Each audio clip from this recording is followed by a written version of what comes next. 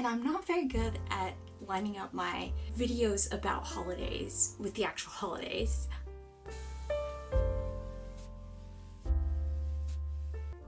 Hey there, beautiful YouTube. Welcome back to Vintage Wars. I'm Chloe Jean, vintage enthusiast, YouTuber, and World War II reenactor.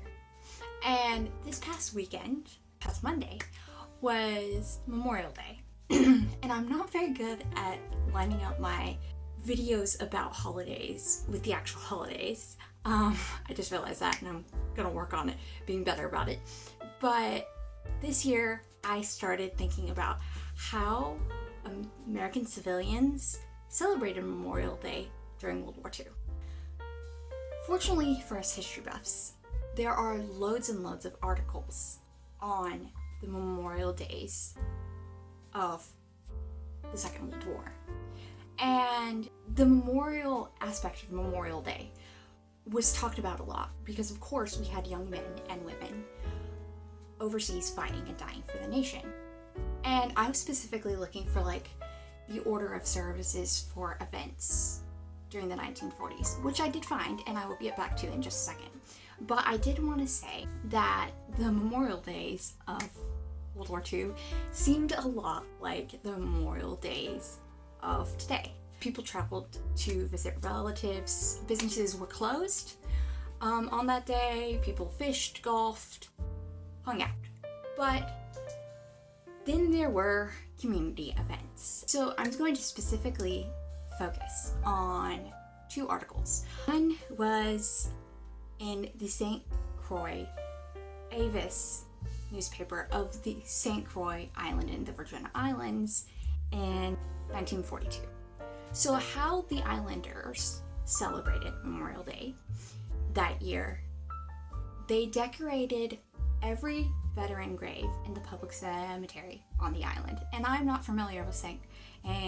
Croix geography, so I'm not exactly sure where the public cemetery is or what it is named. But once that was done, they had a procession to the wharf. Again, in the article, the wharf is not named, and I do not know the geography, so I cannot let you know what wharf that was. They went to the wharf and had a short service. The article does not say what that service was, but at the conclusion of that service, they threw flowers in the water of the wharf. So that is the Virgin Islands in 1942.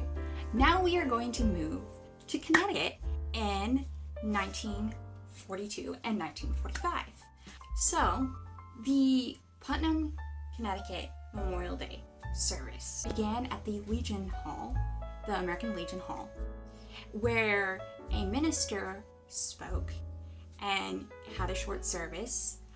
Then there was a procession that included the town's band, school children, members and officers of the Legion, their local Boy Scout troop, and that procession left the Legion Hall and went to a public cemetery where the Boy Scouts decorated the graves of the veterans there.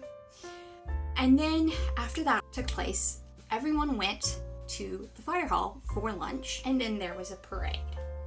Now, in Putnam, Connecticut, there were several different cemeteries with lots and lots of veterans' graves. And so Putnam, Connecticut designated a school bus that would stop in various places in the town, and they would pick up families of those vets and take them to the other cemeteries in the town, and those families could decorate their vet's grave.